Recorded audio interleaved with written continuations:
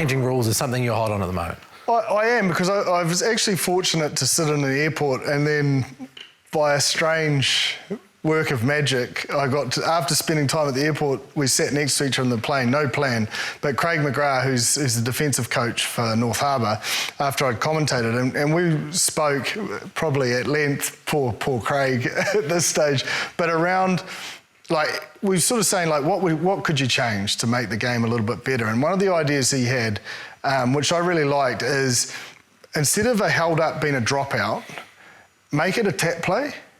Not like you can't go to a scrum, you can't, do something else like maybe an up and under or anything. Like, you specifically go to a tap play that's become popular and it gets the game moving. So if you're held up, the attacking team gets a tap play to another crack. The attacking team. Yeah. So you almost, in league, how they get held up and they get back and they quickly play the ball. It'd be as simple as that. Held up, then you're going back, you're setting your tap play and we're off again. Yeah. And it's because defensively what we're seeing now is quite negative tackle techniques, but smart. But they're not looking to dominate. They're looking to just almost absorb the hit and fall back and have a held up. And I just really liked it. And I said, thank you, I'm going to steal that, but I have given them credit. The other one, and I'm interested on Bryn's thoughts on this, but a quick tap off a maul or scrum infringement. So there's the free kick at scrum time, but I'm thinking even more, because there's so many penalties around the maul and we just kick back to the corner and it's a maul. Now, I know our Springbok fans are going to have an adverse reaction to this, and I'm not trying to say for international game, maybe it's at other levels or international, but then from that you can either take the tap from anywhere, and I think the Nick White try, it wasn't his try. He put the grubber through against South Africa and he took it from like the middle of the scrum. It wasn't actually behind the scrum where normally, and the play was allowed to go on. I'm thinking that is something that you can just tap from anywhere, from a scrum. Yeah. And you see how quick he could get that ball. He put the kick through try. Yeah. I'm just thinking around them more. It's all generated to, right, let's get the game back going, rather than, I suppose, everyone breaking up, kicking to the corner and then the same thing every time. Yeah. But if I had a good maul, I'd be saying you're an idiot, James. So, but I suppose it's just a couple of ideas. And then I got one more, and then we can discuss what you think of my three. I love the 50-22, and I think you shouldn't have to have a ruck. I think you can pass back over the 50 and still go for the 50-22. Now, reason being is because it just opens up so much from an attacking point of view, but also defensively. Defence has just dominated our game for so long. This would make it so challenging, especially in phase play or broken play or turnover play, around how are you going to cover that backfield? Are you going to come up to try and bring line speed?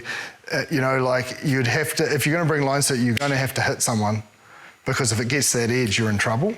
And I just think it would be awesome to see what would happen.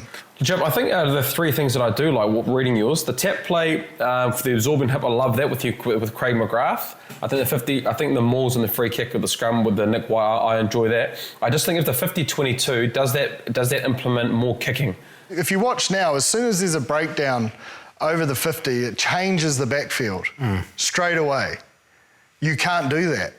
If they can pass back, you've got to stay in that pendulum sort of space, and you've got to release from here. So there's space somewhere that you can use through the hands, or crossfield kick, or flick pass like I did against Canterbury, one of the two.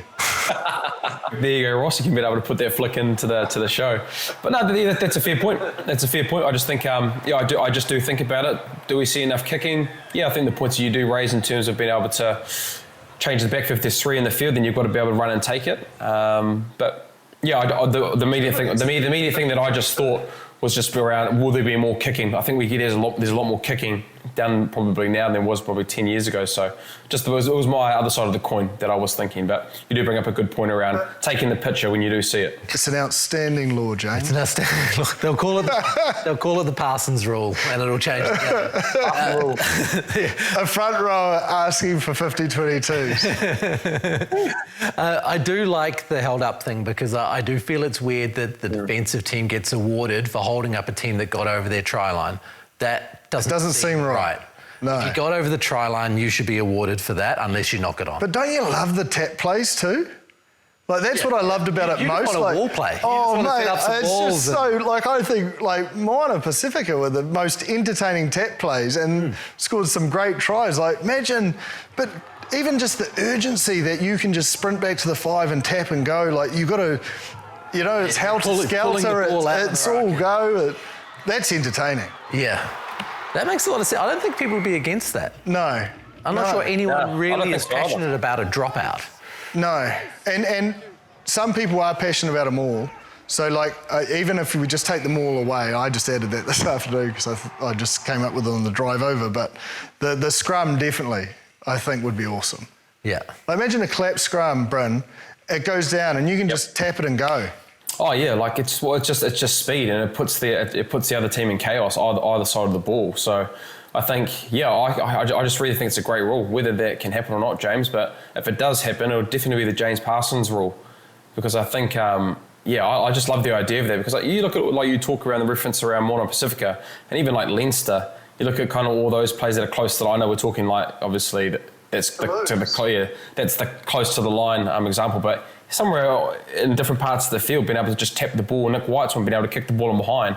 It'll just make the game speeding up, and defences will just have to be on high alert, because I think at the moment we've touched on even a lot on this show around how can attack be better, how can we be able to open up the game a little bit more, because with how this defensive line speed pressure is really hindering, I guess, the attacking side of the ball. So some really great solutions there, James. I love that tap play with you and Craig McGrath on that plane ride. Do you know what I've enjoyed the most? Is the fact that you've called me James.